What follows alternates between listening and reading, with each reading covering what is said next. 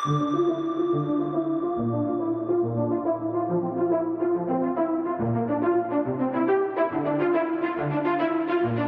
is the Multifaith Matters podcast. I'm your host, John Moorhead.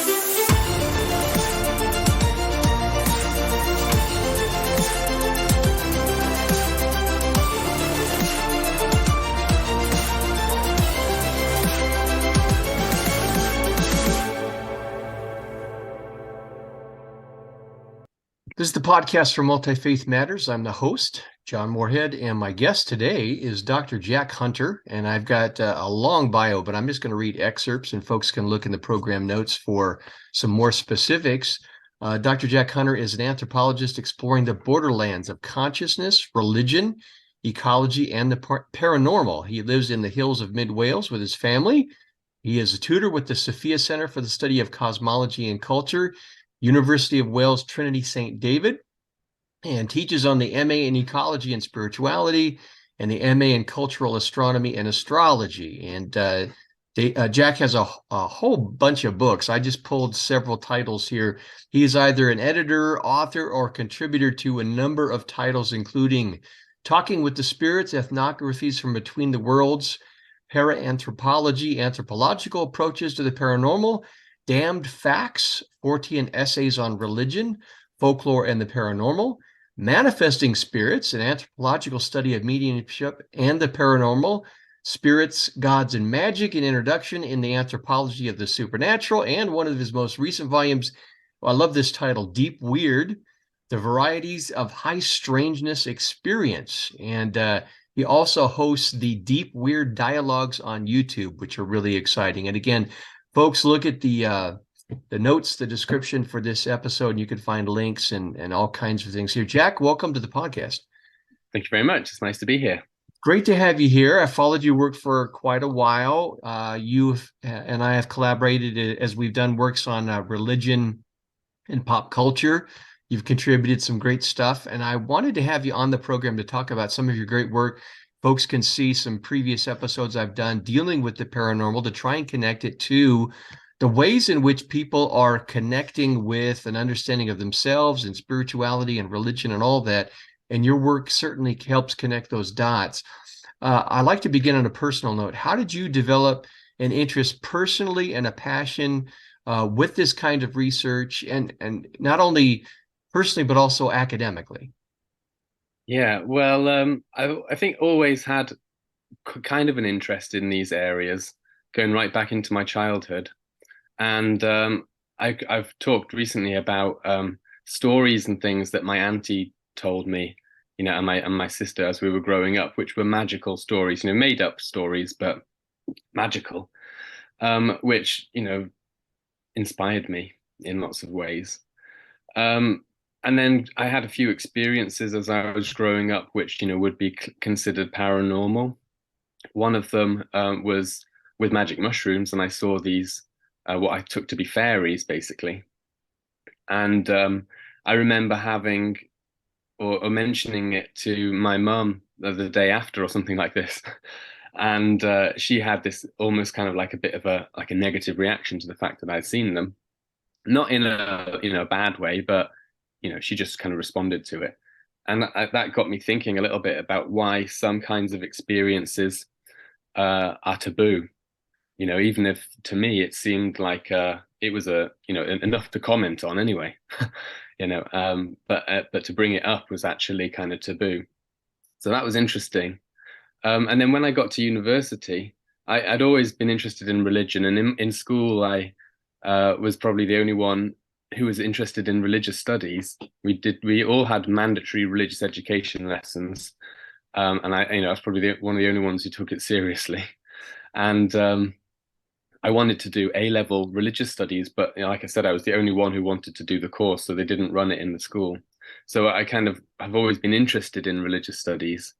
But when I went to university, I went into anthropology, partly because of Indiana Jones, and partly because I saw religious education as kind of like anthropology in schools, where you could learn about different cultures, different religions and things.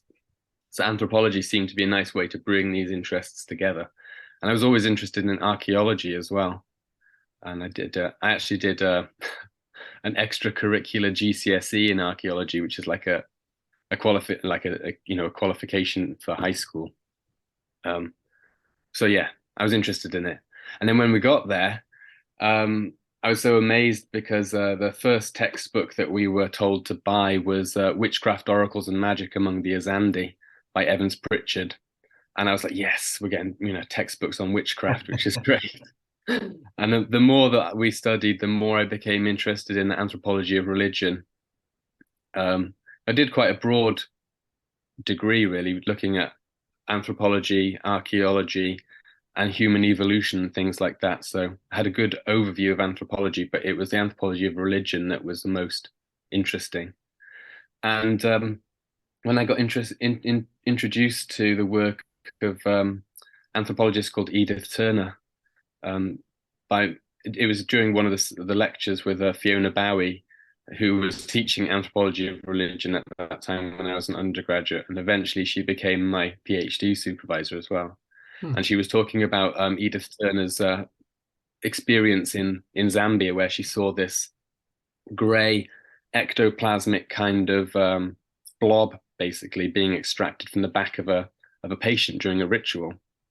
And I realized then that there was a whole academic way that you could talk about experiences like my fairy experience, for example, which were taboo, but to bring them into a sort of a cross-cultural context to show that it fits patterns that other people have experienced and things like that.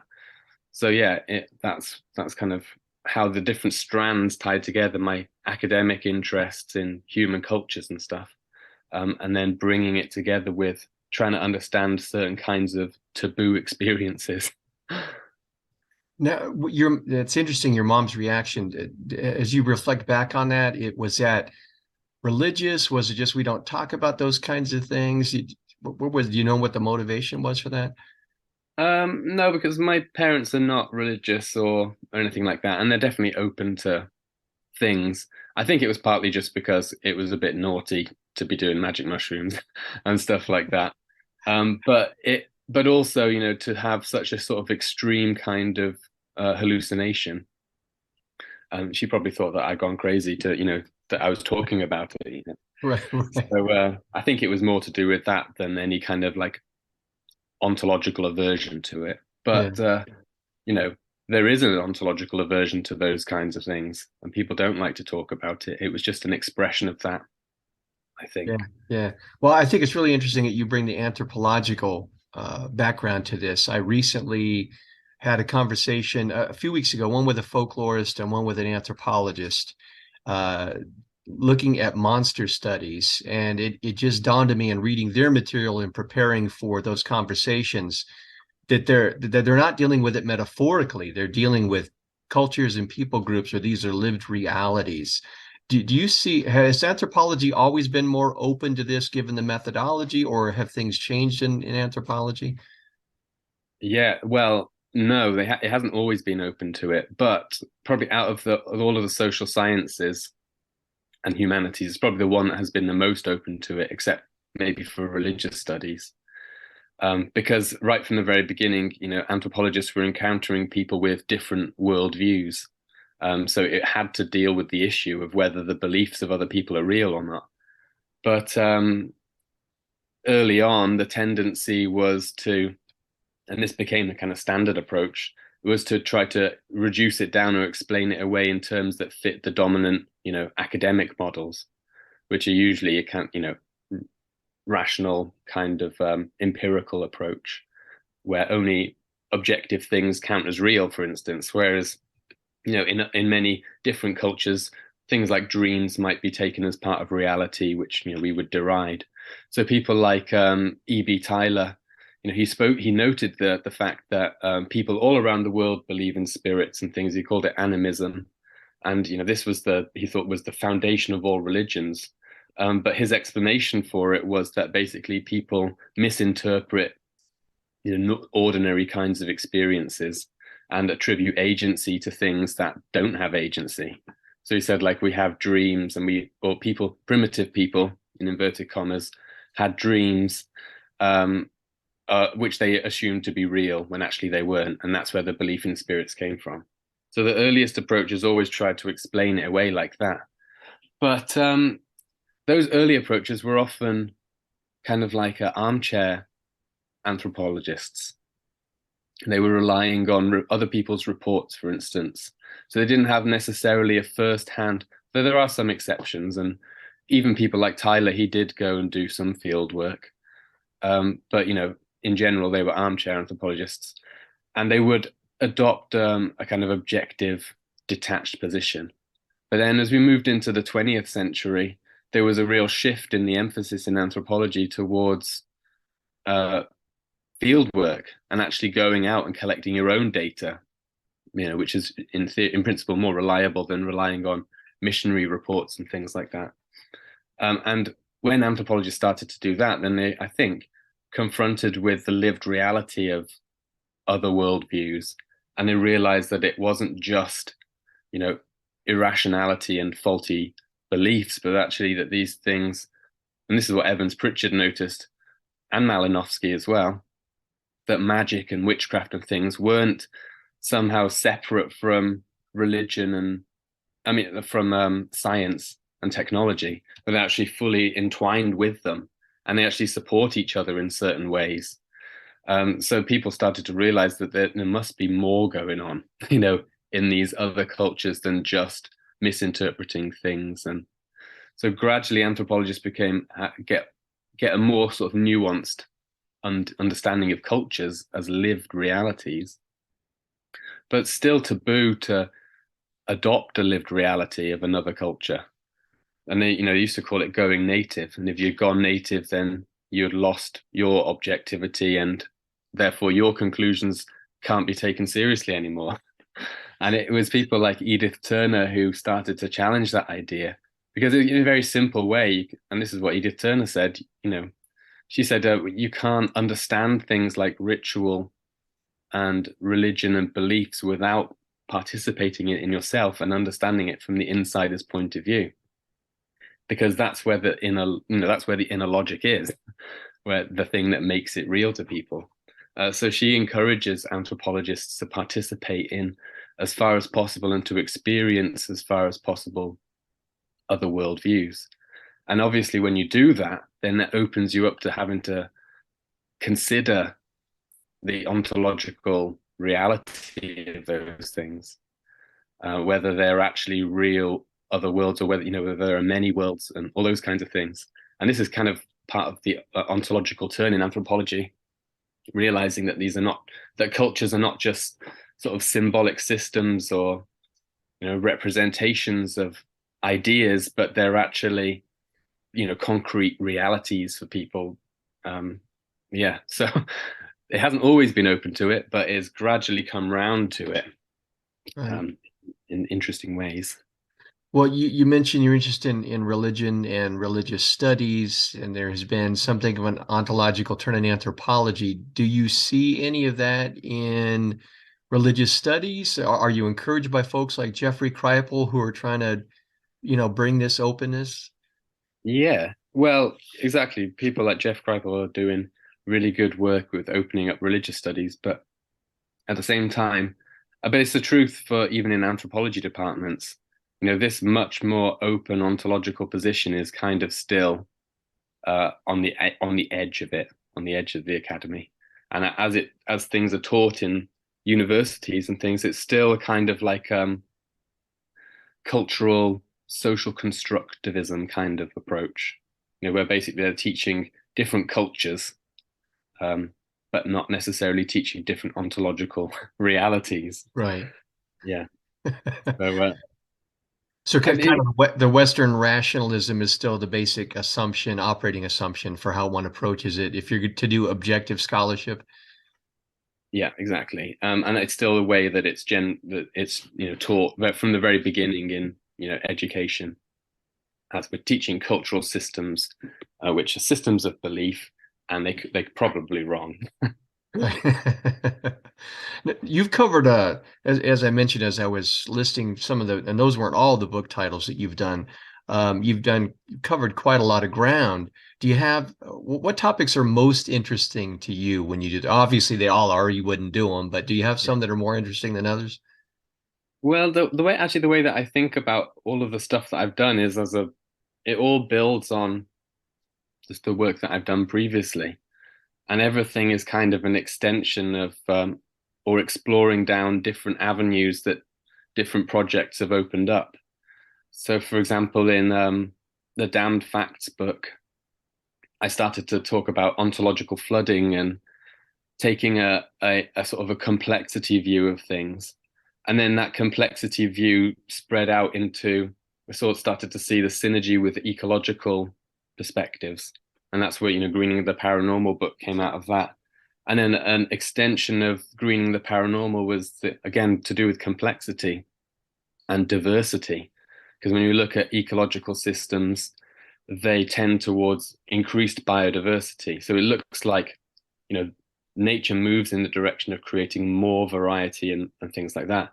And this is where the idea for the Deep Weird book came from, because extraordinary experiences also seem to follow this pattern, natural pattern of becoming increasingly bizarre and strange and more diverse.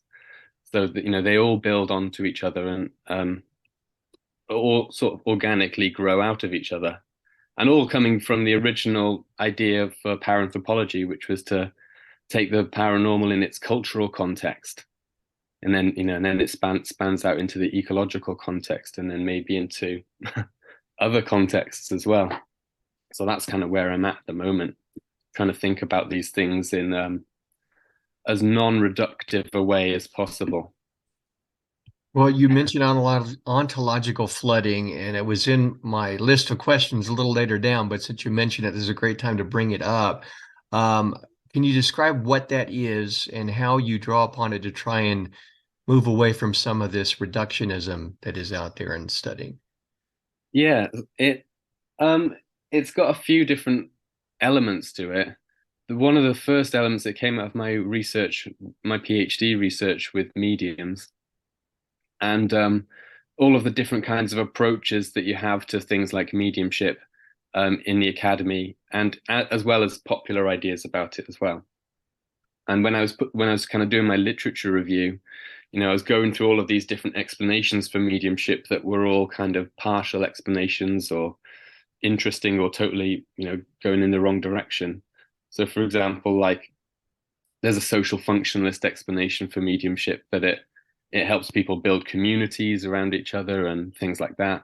There's a psychological functionalist view that says that it performs, grieving functions for people or whatever, helps them to feel, classic like stable in an unpredictable world and that kind of thing. Then there were cognitive theories, which said it was all about the way that the human mind processes information and kind of like how the brain works like a computer. And sometimes you get things that are miscategorized, and that's where possession beliefs come from. There was others that were reducing it down to biomedical explanations. Some people saying that it was epilepsy. Some people saying that it's schizophrenia. Some people saying it's dissociative identity disorder. And then there was all of the other different theories that, actually was contact with spirits of the dead and, everything like that. Or that it was super psi. It's not really spirits. It's so basically when it came down to it, the literature review was like, well, there's so many different theories of mediumship. And none of them, if you take any of them individually, it doesn't match up to the reality of what's actually going on. If you go to a seance and participate in it and experience these things, or if you talk to real mediums about their beliefs and experiences, none of them quite matches up to it, even accepting the total reality of it, because then you could start questioning the possibility of fraud and performance and all of that kind of stuff. So what I wanted to do was to try to have a position on it where you could take all of the different perspectives into consideration, basically put them all on the table and use them to build a nuanced understanding of mediumship. Okay, that is aware of the fact that there's fraud and totally comfortable with the null hypothesis as well, which is that none of it is real. But, that's just one possibility amongst so many others. So the idea with ontological flooding is, one of the ideas with it is to put them all on the table, or let all of these ideas flood over us, and then build up a, like I keep saying, a more nuanced picture. If we just went down the perspective that it was all fraud and delusion, then you ignore the social functions that it performs, the psychological functions, the cultural elaboration of it. You could study mediumship just in terms of performance, or just in terms of like drama and things like that, which would be a whole interesting thing in itself, which a blanket dismissal would ignore. So yeah, basically that's what it is trying to do. And the other argument, or the other angle on it, was a response to, in the social sciences, there's this thing called, it comes from phenomenology, where you bracket out questions of reality so that you can just study the social facts. So you don't have to ask whether the spirits are real or not. You can just study the belief and the impact that has on people's behavior. So you put the brackets up, but that is also a kind of ontological choice or decision that you're making. You're saying which stuff you can study and which stuff you can't, which stuff is real, which stuff is social, and that kind of thing. So in a way, it's better to knock down the brackets altogether, and confront, face up to the ontological question. So it's ontological flooding. Then is basically saying, knock down those barriers and let all of these different possibilities in to be considered. Don't dismiss them, and don't dismiss the null hypothesis either, but understand them all as perspectives on it that can give us insights into aspects of the thing without fully explaining it, or giving us a complete picture. So yeah. Yeah. We're talking, academically about your studies and this kind of thing, which is important, but I also want viewers and listeners to try and have a feel for the kind of work that you're doing. And a part of what you're doing is this participant observation, these ethnographies. Can you share an aspect of your research when you were doing your academic approach? You're trying to maintain some level of objectivity to understand, but you were also personally touched and moved by the experience that you had. Yeah, well, my PhD research is probably the best. It's the most sustained, long-lasting piece of field work that I did. And basically, I went to this group in Bristol in the UK called the Bristol Spirit Lodge, and they were a private home circle developing trance and physical mediumship. And I was inspired, like I said before, by Edith Turner's suggestion that if you want to understand what's going on, then you need to participate in it and experience things as best as you can. So I went to the seances, and I decided from the very beginning that I was going to participate in them. I was going to attend seances, and even went to the extent of doing mediumship development sittings for myself to try and develop my own mediumistic ability, which was a very strange experience, because I've never thought of myself, or had never thought of myself, and I still don't think of myself as a medium. But when we did this development sitting, and it was only the one sitting as well, I had this very strange experience where both of my hands started to tingle. Basically, we've been told to meditate and allow any spirits to let themselves be known through our bodies. So I just went with the flow and meditated, and my hands started to tingle, and my left hand, it started to feel as if it was being pushed up or lifted up by something. And I was in such a strange state of consciousness, state of awareness, that I could feel my physical body, and I could feel that it was moving, but at the same time I was consciously aware that I wasn't willing it to move. And it did this whole thing. It lifted up and it started to wave around, basically. I suppose it was almost like my hand was waving. I was sitting there with my eyes closed and kind of feeling it happen, but not willing it to happen. And it freaked me out. And I snapped myself out of the experience. And kind of everyone in the group laughed at me and had a little giggle about it, because I guess it must have looked a bit funny. And I was just like, I don't know what that was, but I went in to do it again. So that was for me one of the most important insights into mediumship, because I know now that when someone talks about a trance, for example, falling into a trance, that from my own experience, yeah, it's possible to enter into that state. And at the very, it's possible to have an experience that at the very least feels as if you are being controlled by something else, or that you're not in control of your own body anymore. And then once you open up to that experience, then again, you have to take the next step into talking and considering what's actually going on, and which opens you up to the ontological, the possibility of actual spirits and things, um, being placed on the table as possibilities for what's going on. So yeah, it transformed me because it opened me up to these experiences that I'd never had. It also opened what I'm calling like an intersubjective entry point into another cosmology or worldview, or experiential world or whatever. And then also it's leaked out into wider thinking about theories and methodological issues relating to how you do this kind of research and how far you can go, and also into teaching other students about how to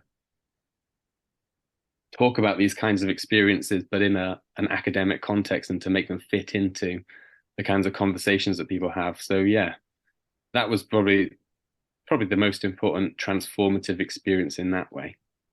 Well, Yeah. as you know, the survey data shows that belief in the paranormal continues to be very high.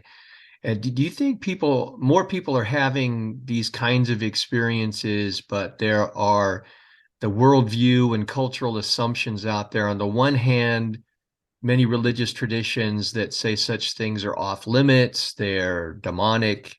And then the scientific rationalist worldview that says those things are just psychological phenomenon, and they shouldn't be pursued.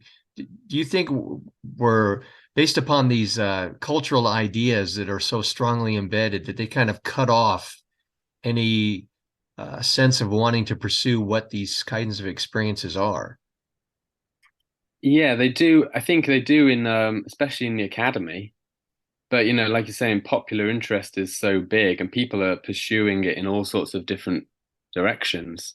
Like and in ways that we probably couldn't even imagine.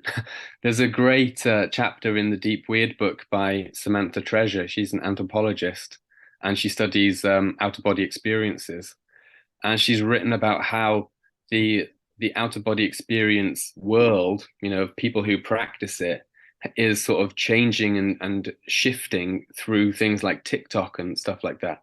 And there are all of these communities of people who, like young people, who are engaged in exploring outer body states and things like that.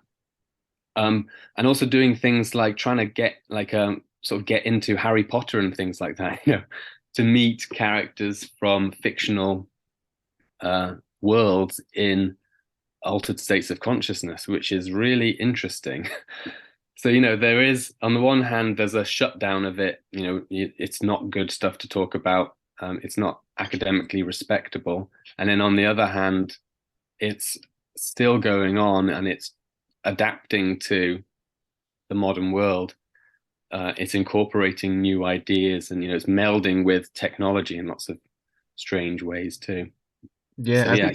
I think it was Guillermo del Toro, one of my favorite contemporary film directors, who said that pop culture is a place where these mystical and paranormal experiences are expressed and explored. And you and I have been fortunate enough to collaborate on some projects that have looked at where some of this comes together. So I hope that kind of work continues, that at least that becomes a forum and a medium where we can look at how people are exploring it. Yeah. There's I do want to ask you about in your book Damned Facts, Jeff Kripal wrote the foreword, and there's a great he quotes William Blake that says in part, why is the mentality of the technical sanctioned in religious studies while the attitude of the artist is treated with suspicion? I love that quote. Can you elaborate not only in regards to Charles Ford, people may not, who are watching and listening, may not be familiar with his work, but also how this connects to the study of the paranormal and religious studies more generally. Yeah.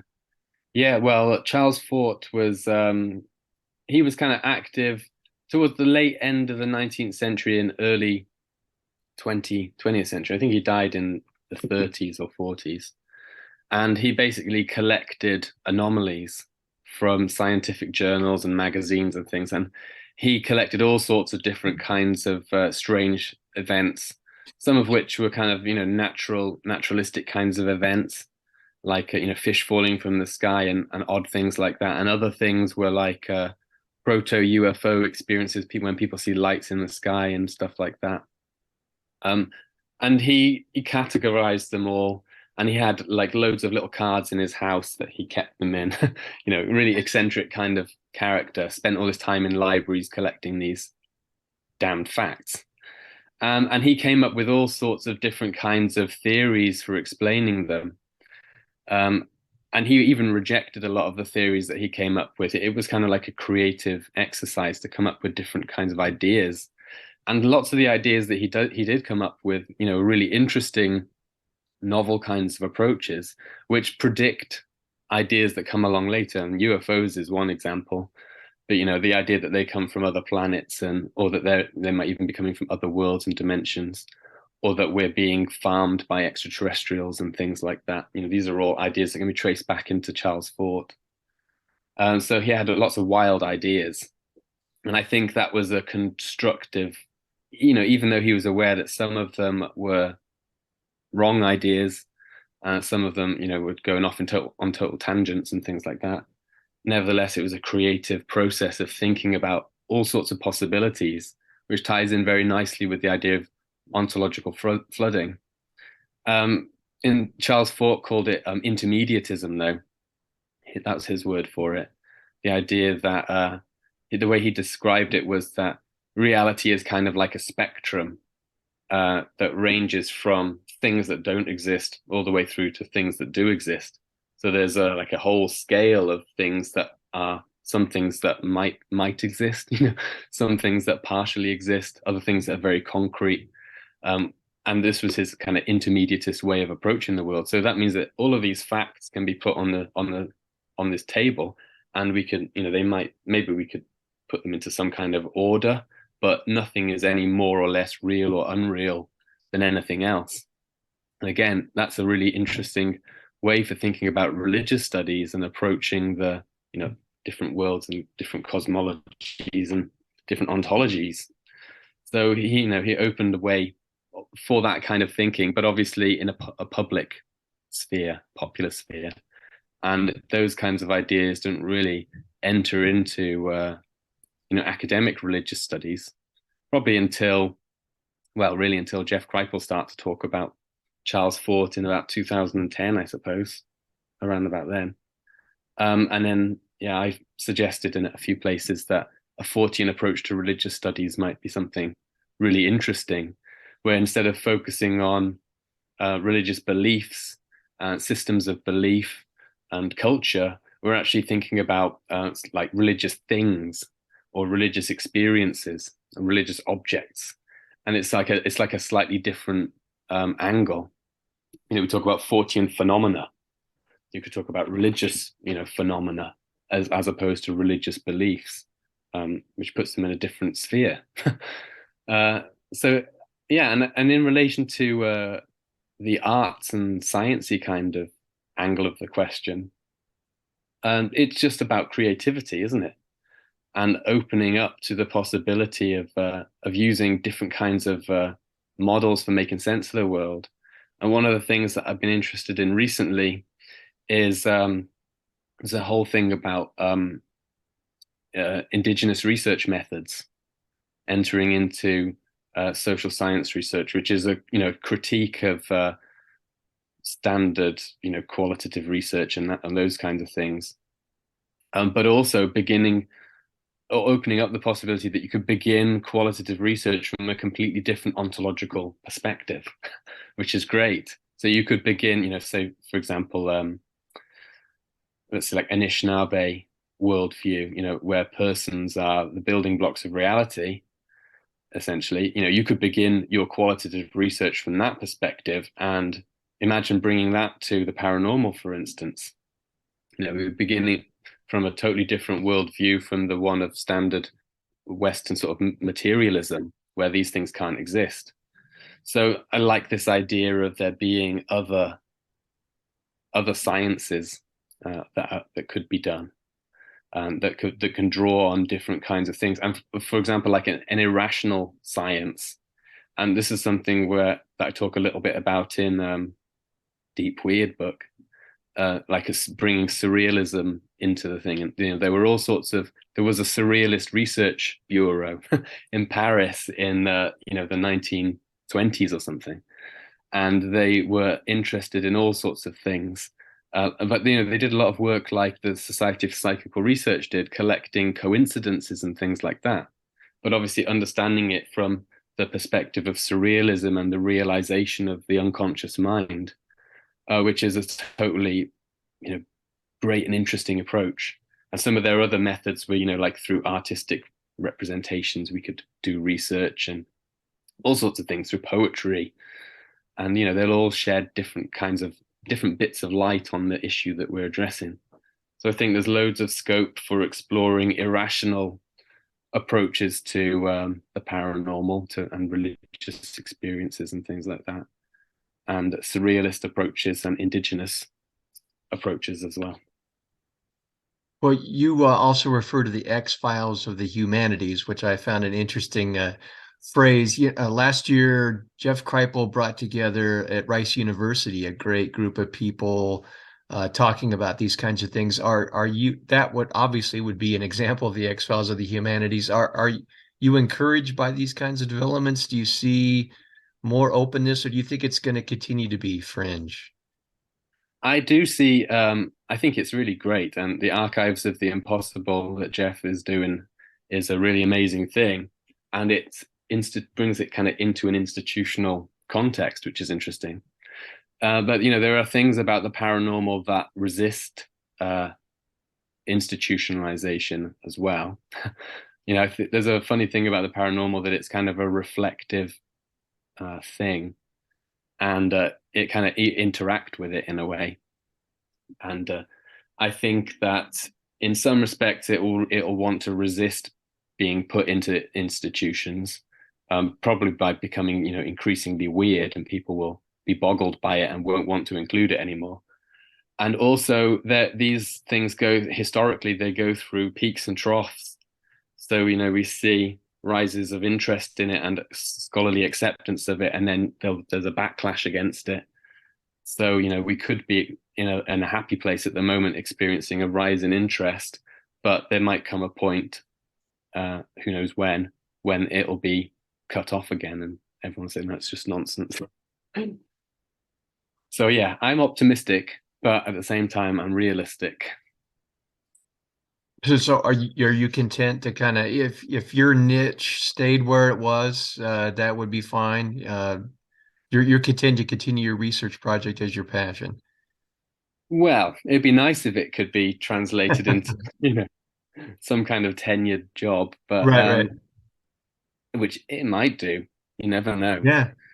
Um, but I also think, like it is a kind of liminal thing to be studying, and it it kind of likes that. It's like with my books. I mentioned this a few times, that they're kind of like pulpy.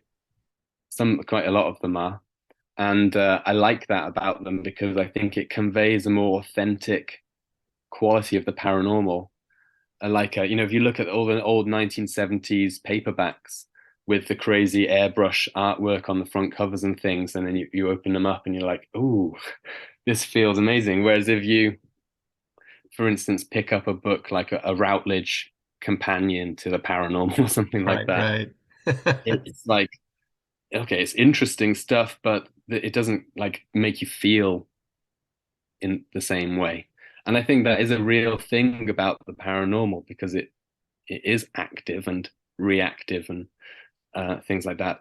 It's kind of like what Jeff Kripal talks about, in the way that it moves into comic books and the artistic process and things like that. when we write about it, we're engaging with it. And there are certain media mediums that it prefers, and it seems to prefer a kind of pulpy, much more pulpy kind of expression than a kind of academic, logical, kind of rational expression. Right. Yeah, it's fascinating that the memories that you just unleashed when you mentioned I grew up in the 70s. And so I saw, I don't know how many documentaries, pseudo documentaries. I had those paperback novels exploring different facets of the paranormal, and it just brings back memories of the kinds of artwork that was done, the covers, the approach, those kinds of things. So it's just fascinating. I think you're onto something there. So It yeah. feels like it's something. I mean, that's the feeling I get from it anyway. Yeah, yeah. Well, Jack, I appreciate you carving out the time. It took us a while to coordinate schedules, but your work is fascinating. I continue to learn from it, and I hope in the future we'll be able to collaborate in that art. I was privileged to participate when Paraanthropology, your journal, was going to do some interviews with some folks. That was fun, and we've done some stuff, in the pop culture realm. Do you have any future projects that you'd like to mention to folks that they can look forward to? Yeah, there's a few different things that are going on. Um, in March, there's a new book coming out with Routledge, incidentally, you mentioned before. Um, so it's very scholarly, but about folklore, people, and place, and about the way that folklore narratives can be used to maybe to promote a sort of sustainable tourism and that kind of thing, by engaging with the ideas around personhood of places and that kind of thing. I've just written a book about ecology and spirituality, which is something that I teach. So it's kind of like a beginner's introduction to that. And also, there's a few little projects that I'm working on. One on folklore and psychedelics for the Psychedelic Press. One on Halloween, the experience of Halloween, for the Journal for the Study of Religious Experience. And we're going to do a little edited book of student essays from our MAs at the Sophia Center, that sort of in the fields of ecology and spirituality and sacred geography. So student essays about engagement with place and extraordinary experience and that kind of thing. So yeah, a few little bits and bobs. A few little bit, yeah. You're always busy, and Yeah. yeah. So I want folks again to look at the podcast description, and they can find links to what you're doing, and it's just great work. And I appreciate you coming on the program. Thanks for inviting me. It's great. Well, again, this has been Dr. Jack Hunter here has been our guest. Look and click on those links and look at more examples of what he's doing, and look at the other conversations we've had with different scholars about the paranormal, and consider how that helps us understand what it means to be human as we connect with religion and spirituality. This is the podcast for Multifaith Matters. Until our next episode.